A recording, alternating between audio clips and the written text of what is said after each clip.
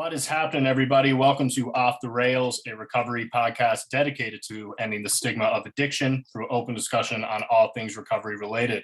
My name is Mark, and with me always is Dave. And Dave's going to introduce our next guest for us.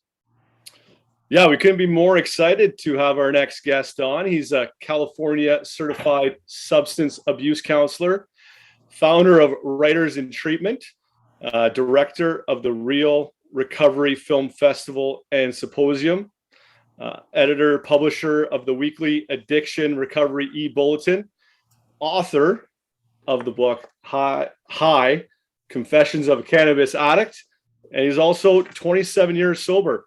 We got Leonard Lee Buschel on with us. Hi, guys. Hi, Leonard. Thank you so much for joining us today. Thank you for the invitation. My pleasure so far. So, Leonard, what we do most times, we get our guests on and we kind of get them to share their stories through active addiction and recovery. And your case is a bit different because, you know, that story is available in your book, right? Yes. So basically, could you introduce yourself and kind of tell us a bit about, you know, your using history and then your 27 years of sobriety? Well, if there's time, why don't I just read the book out loud? I need an audio version. Perfect. Maybe we could do it right now. Leonard Buschel, born in Philadelphia, Pennsylvania, in the middle of the 20th century. Lovely home, nice neighborhood, close-knit family. But when I was 3 weeks old, my father died. And looking back and having written the book, it must have had some massive effect on me as a young boy. You know, I have 2 sons, and when they were 3 weeks old, I imagined, oh God, if I disappeared now, if I died, how different would their life be without me? And so that was who I am. I didn't have a father growing up. I had a terrific mother, hardworking, interesting, and I'm not going to say she did the best she could. She did better than she could.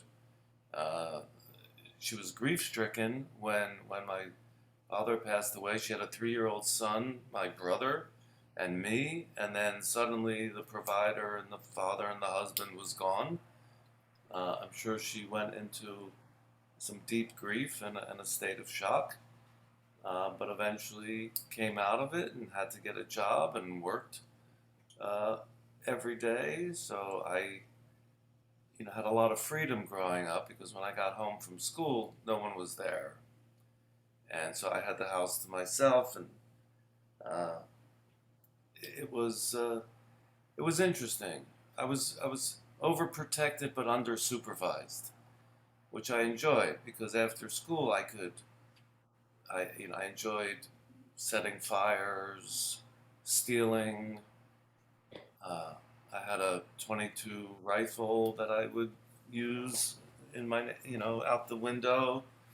I guess they call it acting out now, but to me it was just keeping busy and keeping involved in something. I don't know if that answered your question because I forgot what it was. Yeah, that was good. I don't know how far. You want me to get into high school where I started dealing marijuana? Or you want Absolutely. To stay in the mid-range when I was a compulsive gambler at 14 years old? Ooh. When I was in middle school, friends would come to the school at lunch and say, hey, we're going to the racetrack. And I would just walk out of school.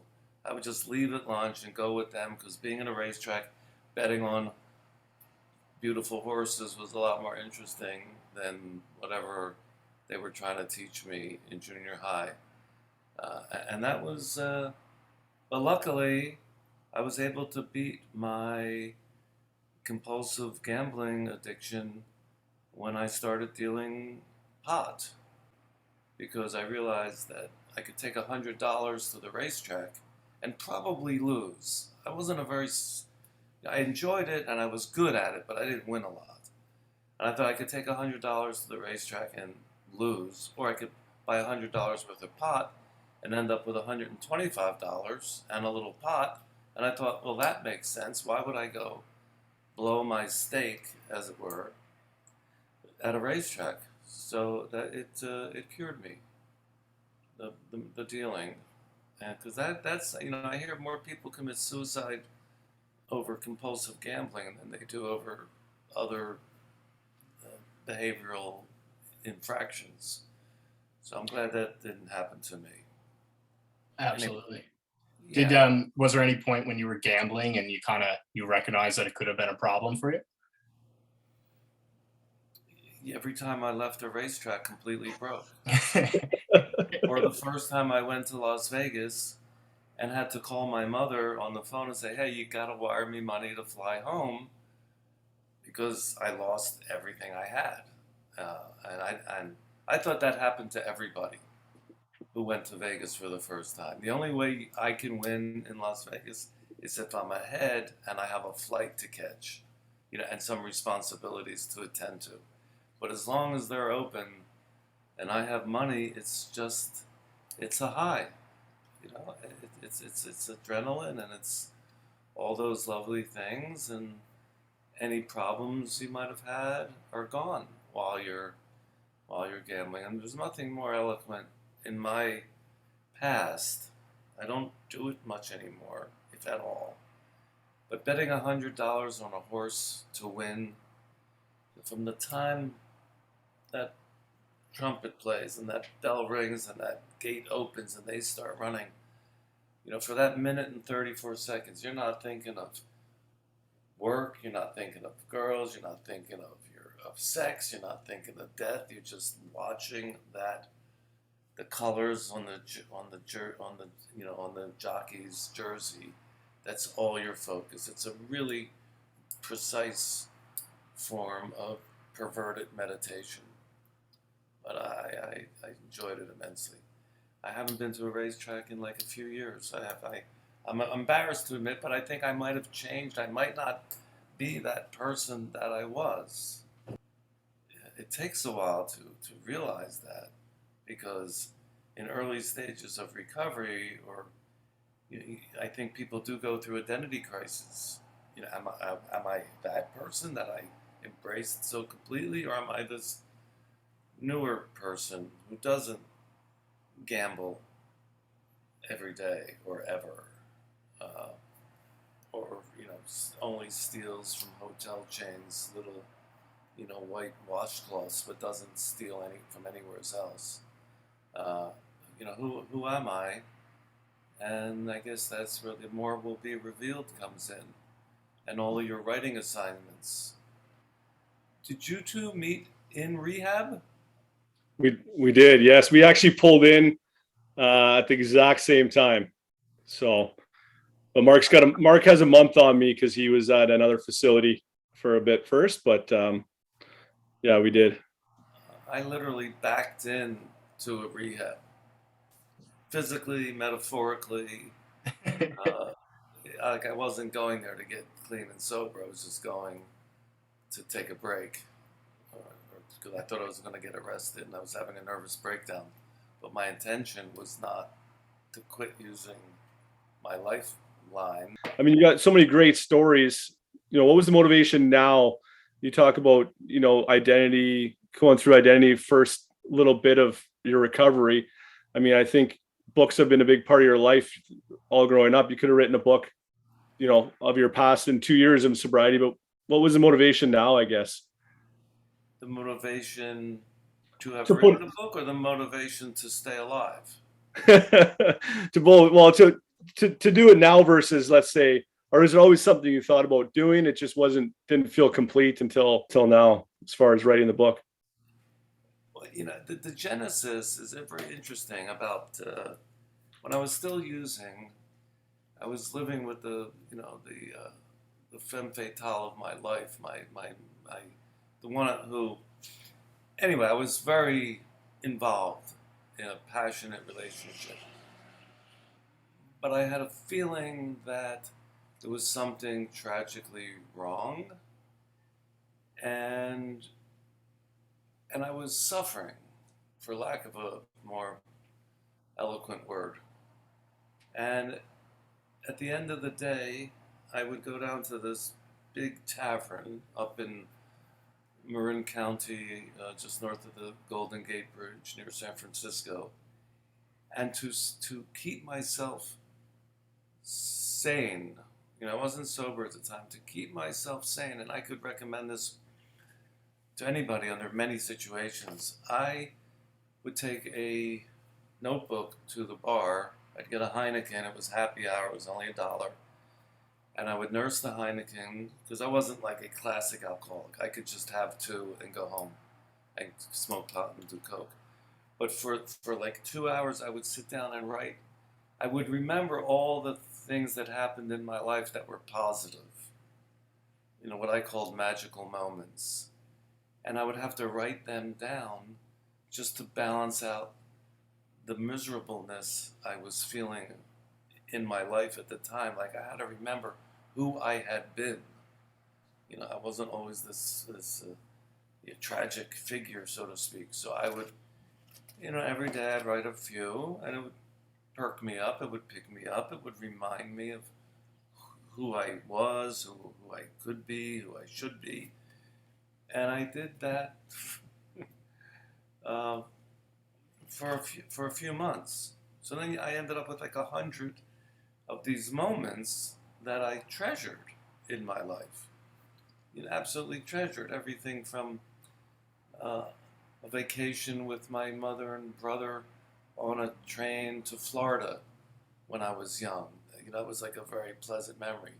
To the memory of cutting my son's umbilical cord when we had him. And so I accumulated a number of incidences like that, incidents or occasions. Cut to going back to college to get my certification as a substance abuse counselor. We worked with a book called Did I Have a Choice? Also about childhood, like the decisions that you made, the choices that you made when you were 10 or 15. Were they your choices, or were they choices your family programmed into you, or society, or your religion? Who was influencing you to do what then? So that produced a lot of interesting essays about growing up and why I did the things I did and why I made the choices that I made. And so I had a lot of notes. Self-reflective notes. And at the beginning of the pandemic, I thought, now is the time to get this autobiography written. Initially, and I tell anybody out there, think of it as a memoir, like, reminiscences of a particular era in your life. But I start with me being born, so it's more autobiographical, going through, the tragedy at 3 weeks old and school and having very serious asthma and ending up in the hospital and, crappy crap. But then little by little, I said, if I can't get this done during a lockdown pandemic, because it was very serious in Los Angeles. It's amazing what's going on now. It looks like it's sort of fading away. I know in Canada you never even had a pandemic, right? Because you're so smart and clean and Well, organized, and we're still going through it. That's not trying to kill you like the one we had, right? Oh, we're still going. We're still going through it. Okay. So that's what got me really to work on it on a regular basis. For the last 2 years, basically. And I'm very proud of how it came out. It blows my mind when I start to read through it. I'm doing an in-person reading on Wednesday, and I thought I better figure out what I'm going to read. And then I had the idea of handing out a piece of paper to everybody there, maybe only 20 people, with the chapter titles, and ask them to pick out a chapter that they want me to read from. Sort of like, even I'm a bit of I won't say control freak, but I like to have everything planned out ahead of time. But I thought if I give them all the chapter titles and let them pick out the chapters, it'll be more spontaneous, it'll be more dada, if you will. And so that's what I'm thinking of doing. So maybe at some point you'll ask me to read the chapter titles so it will show or explain to your listeners just how amazing this book is. Well, I read it and I thought it was really well written and really funny, actually. And I started, I told Mark this, about 8 pages in, I kept stopping because I had to write things down on my phone of different quotes or little stories or anecdotes you had. And eventually I had to stop doing that because I wasn't getting anywhere in the book. Thank you. There were some real good ones that I loved. And I shared them with my parents too. I thought they were awesome. So I don't want to ruin what they were. I don't want to tell everyone. They're gonna have to read. They're gonna have to buy it. You can tell me because I'll say, oh, God, I don't remember. But when you get into writing, and as I'm sure you guys are doing writing exercises for your steps and your sponsors, and I'm sure they told you don't do it on a computer. You got to do it by hand, because when you have a pencil or a pen in your hand and you start writing, it frees your mind to go places that I don't think you would go if you were typing, unless you're a really good typist, which I am not. So I would just scribble out whatever came to mind and sometimes look down and say, wow, that's bullshit, or that's really cool. And I'm glad you picked up on some things. Now, if you got some things highlighted, I'd like to hear it so I can use it at my reading on this coming Wednesday. Like a little short one I liked was I spent my whole life climbing to the top of the mountain, and when I got there I realized, oh fuck, wrong mountain. Thought that was good. A lot of people could probably relate to that. That could have been the name of the book, Wrong Mountain. Seriously, it was an idea, but we thought we'd be more straightforward. And even now, I don't think it should be Confessions of a Cannabis Addict. I think it should be Confessions of a Cannabis Lover. Because I don't know if you got to the part where I give my definition of addiction. Yeah. When I had done cocaine every day for 13 years, but I will swear I was only a coke addict for 1 year. And that was the 13th year. Because it was in the 13th year that I would wake up in the morning and say, I'm not doing any lines until after dinner. And then sure enough, after lunch, I'd be chopping and sniffing. Whereas the first 12 years, every time I did a line or a spoon, I did it because I wanted to. I wanted to do it, and I did it. But in the 13th year, I would do it even when I told myself that I didn't want to.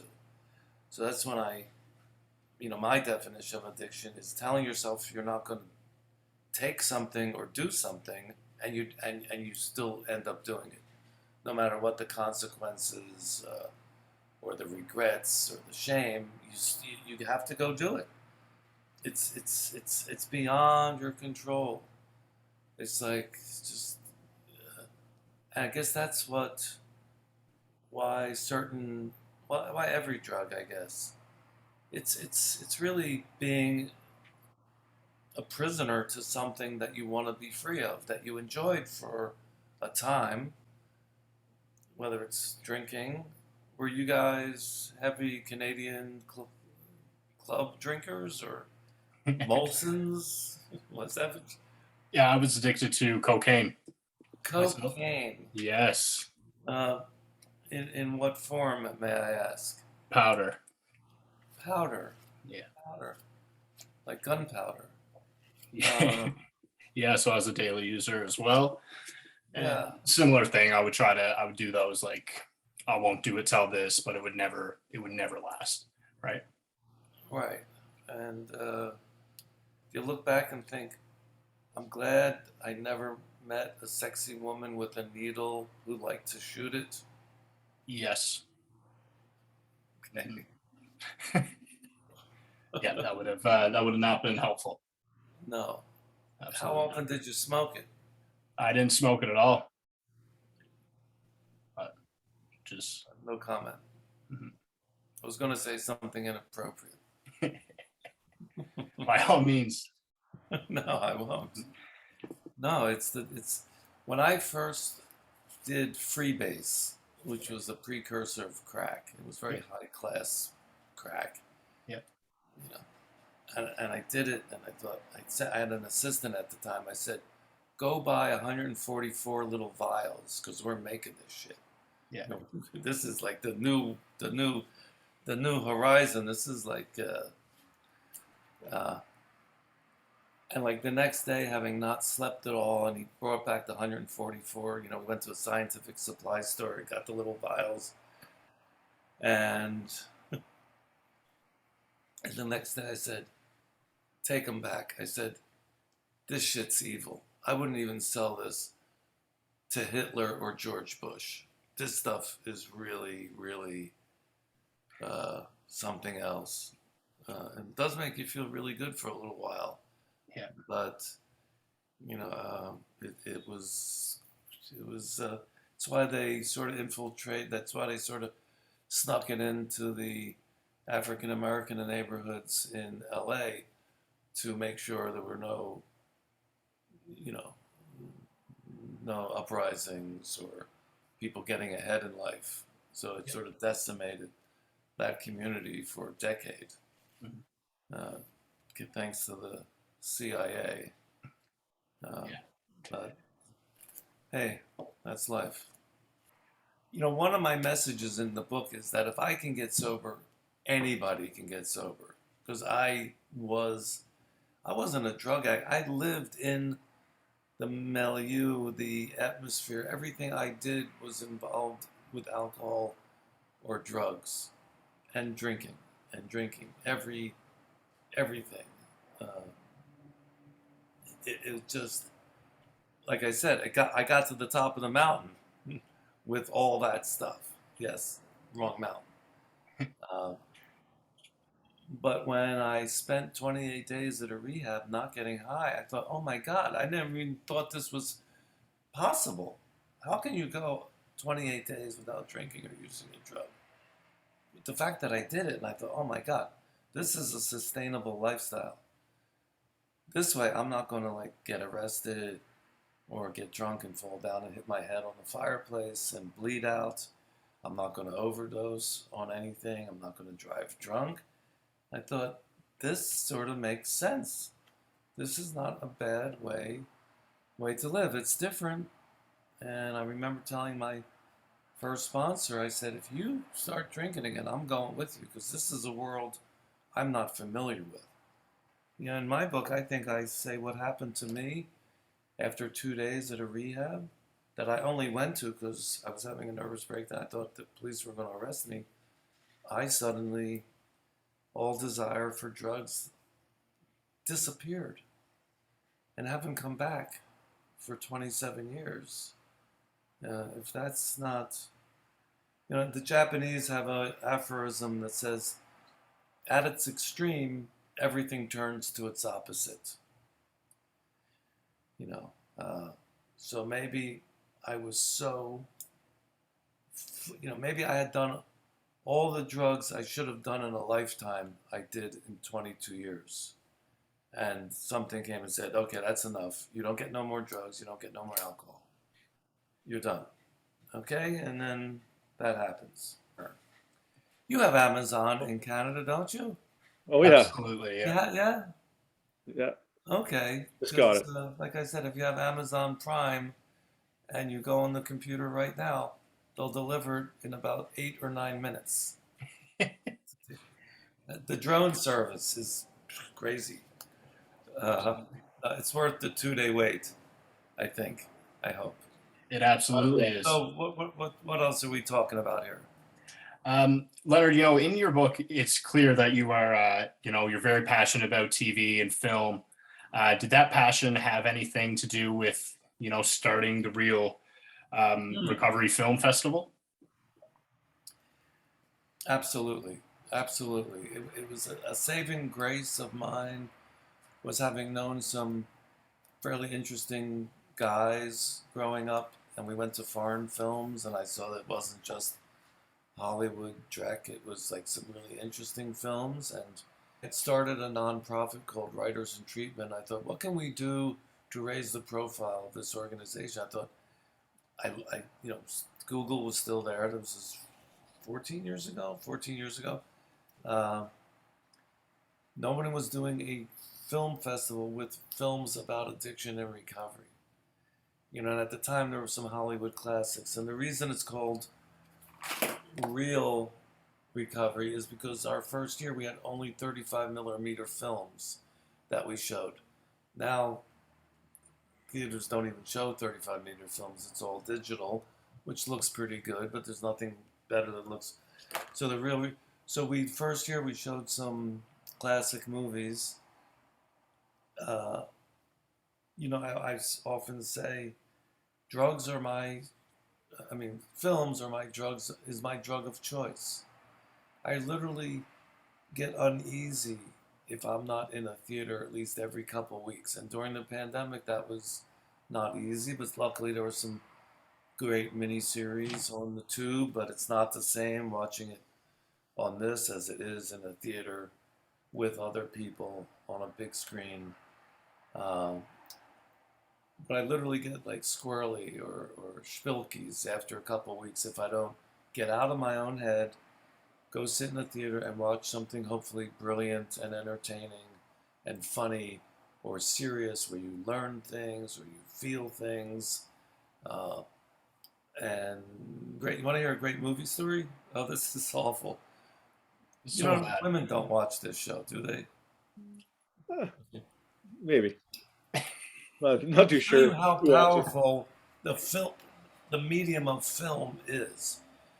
And films can change people, and they do save lives. We had a movie in our film festival called Behind the Orange Curtain, and it was a documentary about the situation in Orange County, California, where young people were overdosing, like before the trend of this awful overdose epidemic. And they did this investigative reporting as a documentary, and they found that there was a doctor working out of a Starbucks distributing painkillers. And she eventually did get arrested and went to jail. But what the film exposed was that the people dying were not the hippies at the school. They weren't the nerds trying to stay up late and study. It wasn't the punks. It was the athletes. Because if you're a high school athlete, it's only a matter of time before you get an injury. A serious injury, a sprained ankle, shoulder, something, and the doctors there were all too happy to prescribe your first set of Percodan or Vicodin or Percocets, or I guess eventually Oxycontin, and people would take them and they would feel a euphoria that they hadn't felt at their family dinners, because everybody else was on their different device. So they suddenly feel a fairly pleasant, euphoric feeling. And I said, the dope epidemic is a shortage of euphoria or joy or love in America. But so was the athletes who would get hooked on painkillers. They would get cut off, and then they would start scoring on the street, which inevitably leads to fentanyl. And it was it was powerful, and I think it helps save some lives. It put this one particular doctor in jail. I told that story to avoid telling the story I was going to tell before, because I have a feeling my business partner would deem it inappropriate, and she doesn't want me to do anything that besmirches the brand of the film festival, my book, or the Addiction Recovery Ebulletin. Okay? The Addiction Recovery Ebulletin is a weekly e-magazine sent into your inbox every Tuesday morning at 9:05 Pacific time. It's 30 stories from the previous week about addiction and recovery and celebrity addiction and movie reviews and reviews of that great TV series Dope Sick that was on Hulu. You know, anything to do with this world, for better or worse. And it's also a website, addictionrecoveryebulletin.org.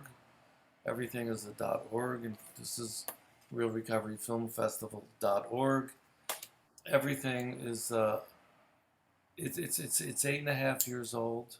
We have 23,000 subscribers. Everybody's really, our open rate is phenomenal.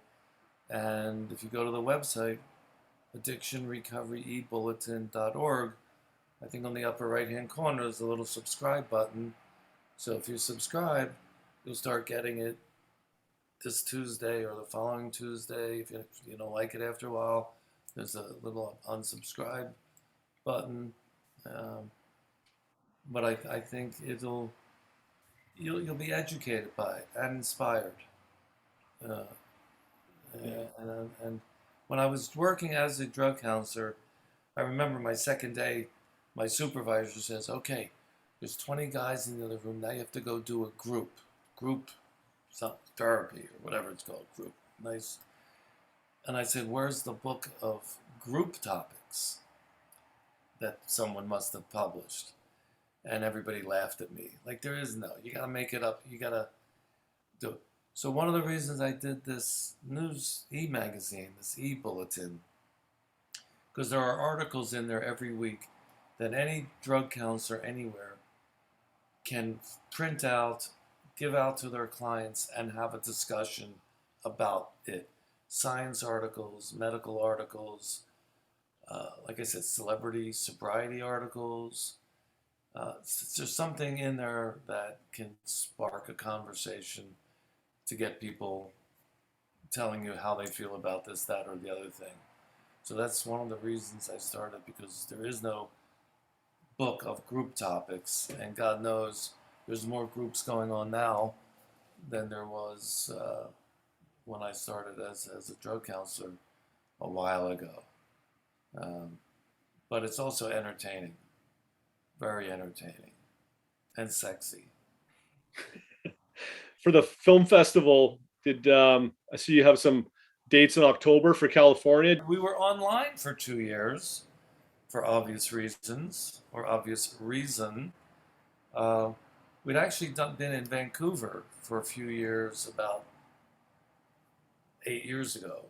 We were at there's a facility up there, awesome treatment facility called Orchard Recovery. I think it's on Bowen Island, off of Vancouver, and they brought us up for a 3-day festival a couple years in a row. The mayor of Vancouver was there. It was awesome. We had to go online because of the COVID-y thing. We're back in the theater in LA for a week in October. We might be back in the theater in New York in November. That's still up in the air. We've been in about a half a dozen cities in the States. So we're just waiting for our partners to get back in and tell. We have 150 submissions a year from all over the world. We are like the clearinghouse for films about mental health issues, behavioral health issues, process addictions, and obviously drinking and drugging. We get a lot of submissions, a lot of shorts, a lot of documentaries. We get a feature once a week, and we're very particular about what we show. Our main criteria for selecting a film is that it's an honest depiction of whatever subject they're talking about, that they're not exaggerating or minimizing some issue. So it's honest, it's well made, and it's entertaining. And even if it's entertaining in an uncomfortable way, it's compelling. I've never seen anybody walk out on one of our films in the theater, and I'm standing in the back because I like watching them more than once, because every time I watch it, I see something new, or it just makes me feel happy, or makes me think, which is what a good film should do. So to answer your question, yes, a week live in Los Angeles. It's on the website. If anybody out there wants to bring a 3-day version of the Real Recovery Film Festival to Saskatchewan or Toronto, would be perfect, because it's near Detroit, isn't it? But Toronto would be terrific. And Yeah, it's really close. Edmonton, they must have film lovers, people who love recovery and going to the movies. And now we can go out again. Leonard, what kind of influenced you to be a addictions counselor? I couldn't find a job. I was suited for nothing. 23 years as a drug dealer, the Rolodex was worthless. And it's sort of what people, and I mean this in the kindest, nicest way, it's sort of what people do, like myself, who can't make it in the real world. They become drug counselors. Because you don't really need a degree, you need a certification in California. Obviously, I'm familiar with the subject, but it's not AA. You don't go into becoming a drug counselor just touting the AA way. There has to be more to it than that. So it was, and then there's a great line on opening day of orientation. They say, when you become a drug counselor through this program, it was actually a college, Los Angeles Community College, they say, we guarantee you will always have a job. And your wages will be embarrassing. But you'll always have a job. And that was the most important thing to me. And working with others. And I got into a pretty interesting facility and was able to make up my own group topics, as I mentioned. There was very little supervision. And I loved my guys. It's really different. It sort of feels like Cheers. When I went to work every day, everybody knew me, and I had never been working in a place with other people. I'd been a solo drug dealer, maybe with a partner. So this was like a community. It was a real community, and it felt good to be recognized. And so that's what inspired me, that I really wasn't suited for much else in this life until I discovered producing film festivals.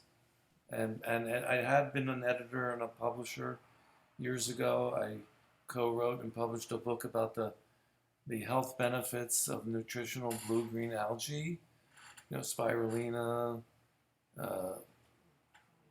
algae from Klamath Lake in Oregon.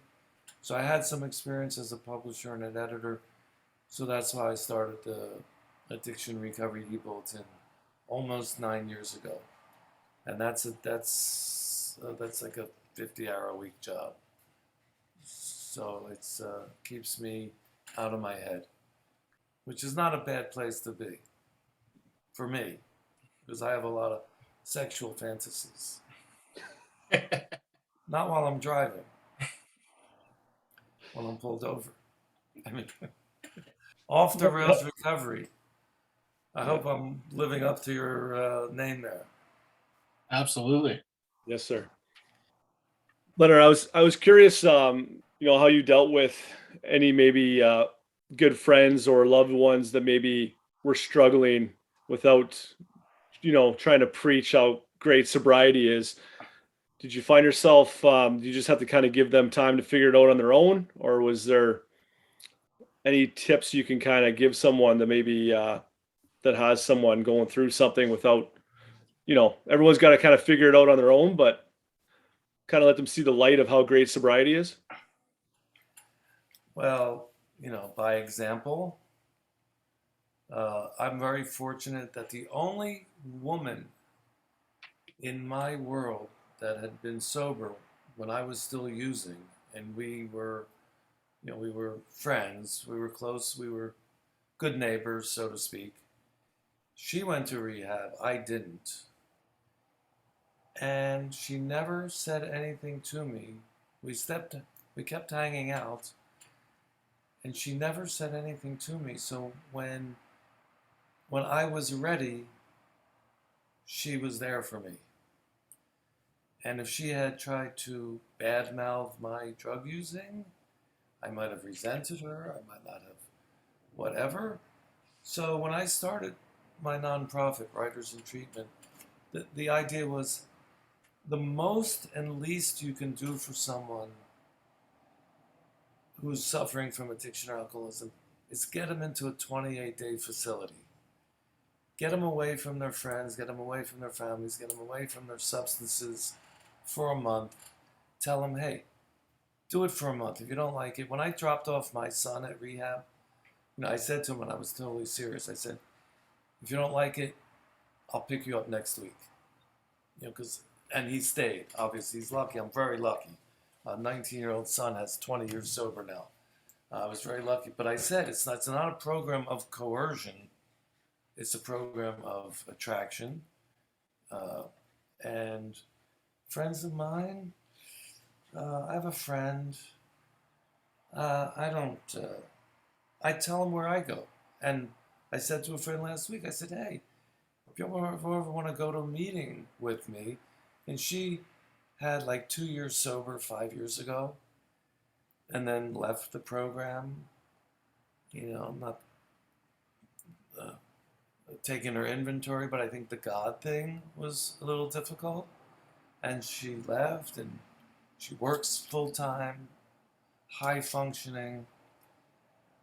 But lately, she has confided in me that she's day drinking now, and I said, hey, and I didn't want to alienate her. I said, if you want to meet me at a meeting, that would be terrific, because she knows what they are. I don't know if that's good or bad. She knows what they are. No, I don't preach. I think sobriety is not for everyone. I do believe we are, as much as I wish I could drink and use drugs moderately, I know I can't, because I feel separated from 95% of society who do drink and use drugs, and it's not a big issue.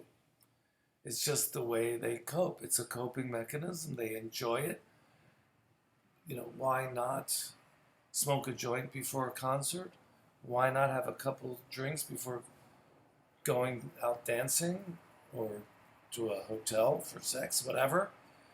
But I can't, because if I do something that makes me feel good tonight, I'm going to want to feel good tomorrow morning. So there's, the 24-hour, it never, that's why it's easy for me to stay sober, I think, because I never was a binge drinker or binge user. It was my life every day. And so sobriety is my life every day. And one last story, and then I really have to go. Absolutely. Because I don't want to get angry, hungry, lonely, or tired. And I'm alone, and I'm tired. I'm not angry, but I'm getting hungry. A very well-known disc jockey in Philadelphia wrote to me and said, I don't like the title of your book, Cannabis Addict? I said, yeah. He said, I've been smoking pot every day for 52 years, and I can quit whenever I want. It sort of proved my point. If you're in your 50s and you're still smoking pot, think twice. You're not smoking pot to get high. You're smoking pot because you're afraid of growing up. You're afraid of becoming a mature adult. And if you have a problem with that, please don't give out any of my addresses. Facebook. Find me on Facebook. My favorite site. Isn't it like 8 billion users? It's amazing. It helps and hurts so many people simultaneously.